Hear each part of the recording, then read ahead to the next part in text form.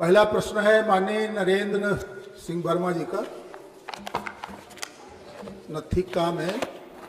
मान्यवर, राज्य में कोविड-19 के दृष्टिगत स्वास्थ्य सुविधाओं को बेहतर बनाने एवं अन्य विकास कार्यों हेतु संसाधनों एवं वित्तीय आवश्यकताओं के दृष्टिगत पेट्रोल और डीजल पर टैक्स की कमी करने का कोई प्रस्ताव विचाराधीन नहीं है।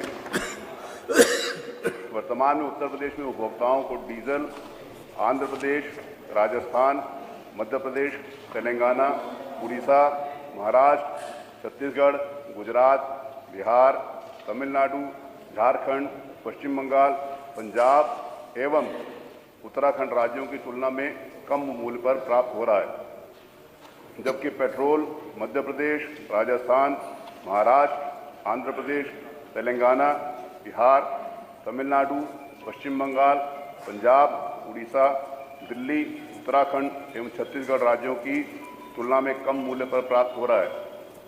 दिनांक 1/7/2017 से माल एवं सेवा कर अधिनियम लागू है। रसोई गैस, एलपीजी तथा अन्य आवश्यक वस्तुओं के संबंध में अवगत कराना है कि कर की दरों में कमी का अधिकार राज्य सरकार नहीं वरन जीएसटी काउंसिल को है।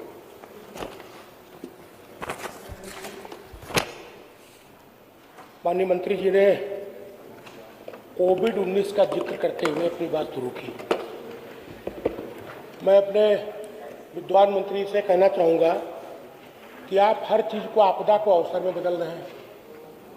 गरीब प्रदेशवासियों का तेल निकाल रहे हैं।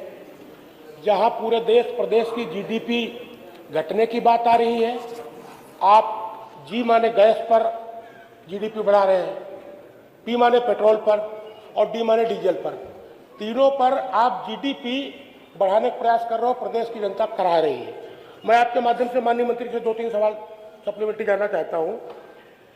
डीजल, पेट्रोल, रसोई गैस पर भारत सरकार, राज्य सरकार अलग अलग कितना टैक्स लेती है प्रति लीटर? नंबर 2, राज्य सरकार राज्य में डीजल, पेट्रोल, रसोई गैस पर टैक्स कम करेगी क्या? नंबर 3, टैक्स कम करने के लिए जीएसटी काउंसिल में राज्य क्या सिफारिश करेगा? नंबर 4, 1 मार्च 2020 को डीजल का रेट क्या था और पेट्रोल का रेट क्या था, रसोई गैस का रेट क्या था? आज डीजल, पेट्रोल, रसोई गैस का रेट क्या है और 1 मार्च को गैस पर सब्सिडी कितनी मिलती थी और आज गैस पर सब्सिडी कितनी मिल रही है? मान्यवर, मैं आपके माध्यम से माननीय सदस्य को सूचित करना चाहता हूं कि इन्होंने पूछा कि डीजल के ऊपर और पेट्रोल के ऊपर टैक्स कितना है। तो मैं मान्यवर ये आपकी जानकारी में लाना चाहता हूं कि जिस समय 2014 में माननीय नरेंद्र वर्मा जी की पार्टी की सरकार थी, तब जो टैक्स का निर्धारण हुआ था, आज की तारीख में उतना ही टैक्स लिया जा रहा है, उसमें किसी भी प्रकार की टैक्स की बढ़ोतरी नहीं की गई। मान्यवर, टैक्स मान्यवर डीजल के ऊपर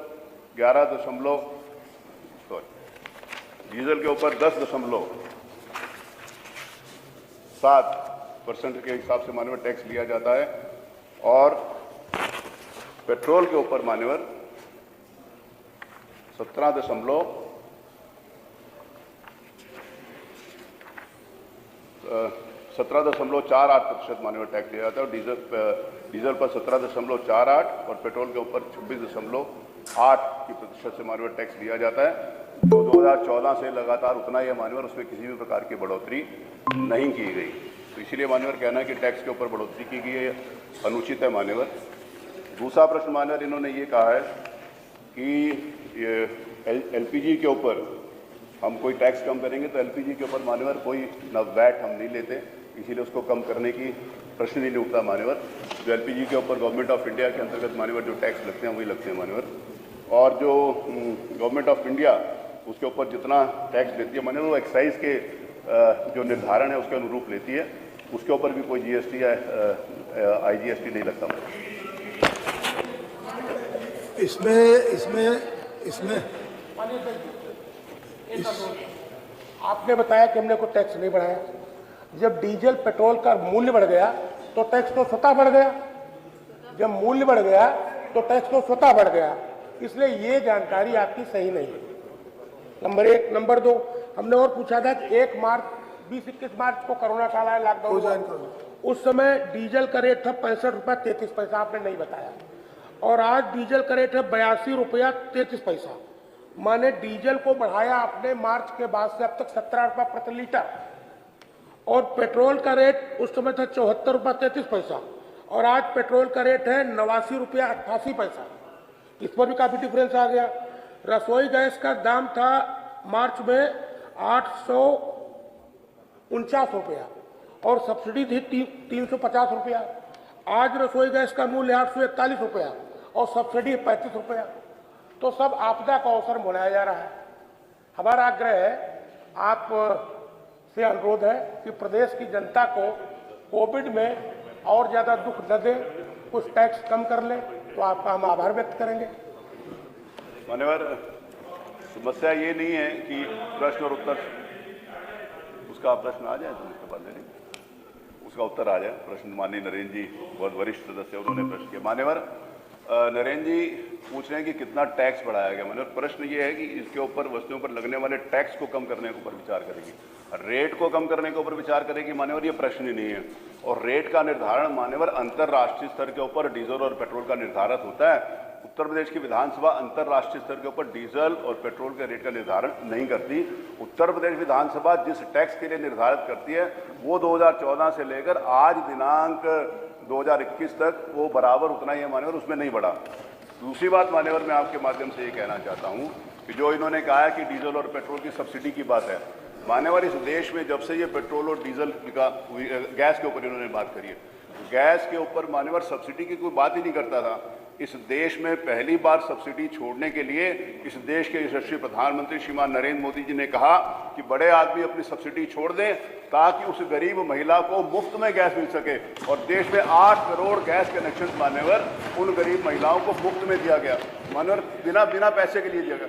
मान्यवर, पहले उस गरीब महिला के ऊपर इसके लिए एक सपना होता था कि अगर गैस का सिलेंडर वो ले भी सकती है कि नहीं ले सकती, वो धुएं के मान्यवर बीमार हो जाती थी, उसकी कभी किसी ने चिंता नहीं करी। वो जो काम जो इस देश के समृद्धशाली लोगों को उनसे वसूल करके गरीब आदमी को देने का काम इस देश के प्रधानमंत्री श्रीमान नरेंद्र मोदी ने शुरू किया, उसके ऊपर पहले कोई सोचता भी नहीं था और आज भी उनकी ये सोच नहीं है। इनकी ये सोच है कि बड़े आदमी के ऊपर कैसे टैक्स कम कर दें, गरीब आदमियों को कैसे पहुंचे, इस बात के ऊपर प्रश्न उठाते तो मुझे लगता कि वो उचित रहता।